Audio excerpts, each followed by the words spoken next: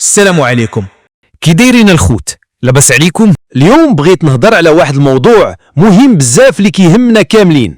الدعم الاجتماعي المباشر راه بزاف منا سمع به، بزاف منا تسجل فيه، وبزاف منا عنده عليه تساؤلات.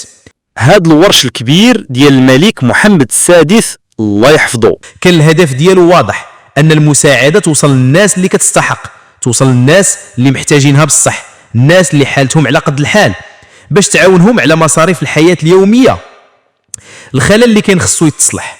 من نهار بدا هاد الدعم في الاخر ديال 2023 للاسف كانت بزاف ديال الشكايات، كانوا كيتساهلوا علاش فلان اللي لاباس عليه كيستافد وانا اللي محتاج ما كنستافدش. المشكل كان في النظام اللي اعتمدوا عليه، السجل الاجتماعي الموحد. البيانات اللي كانت فيه ما كانش ديما صحيحه، وما كانش اللي كيمشي يقلب في الدواوين والاحياء باش يتاكد من الحالات على ارض الواقع. حتى بنك المغرب قال في التقرير ديالو هاد الشيء كيكلف بزاف ديال الفلوس، والفائده ديالو ما كتوصلش لكل شيء. داكشي علاش اقترح ان الدعم يكون غير مؤقت، ماشي شي حاجه دائمه.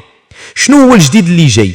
الحكومه عن طريق الوكاله الوطنيه للدعم الاجتماعي المباشر فهمت هذا الخلل وقررت تدخل مرحله جديده باش تصلح الامور. اهم التغييرات اللي خصكم تعرفوها: الدعم ماشي راتب شهري غادي يبقى معك طول حياتك، ولكن وسيله مؤقته باش تعاونك. خاص تفهموا مزيان ان هاد الفلوس ما غاديش تبقى تجيكم ديما. الهدف هو انها تكون مساعده مؤقته حتى توقفوا على رجليكم. الا قدرتي تلقى خدمه ولا دير شي مشروع غيتوقف الدعم لانك ما بقيتيش محتاجه، يعني الا دبرتي على راسك غادي يوقفوا عليك الدعم.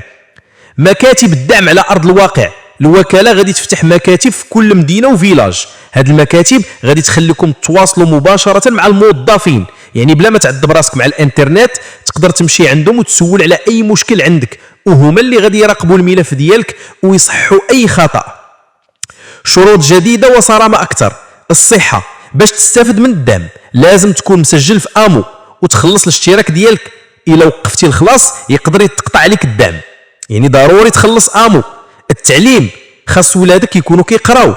المراقبه، غادي تكون مراقبه ميدانيه دقيقه باش يتاكدوا من المعلومات اللي عمرتوا في السجل الاجتماعي الموحد.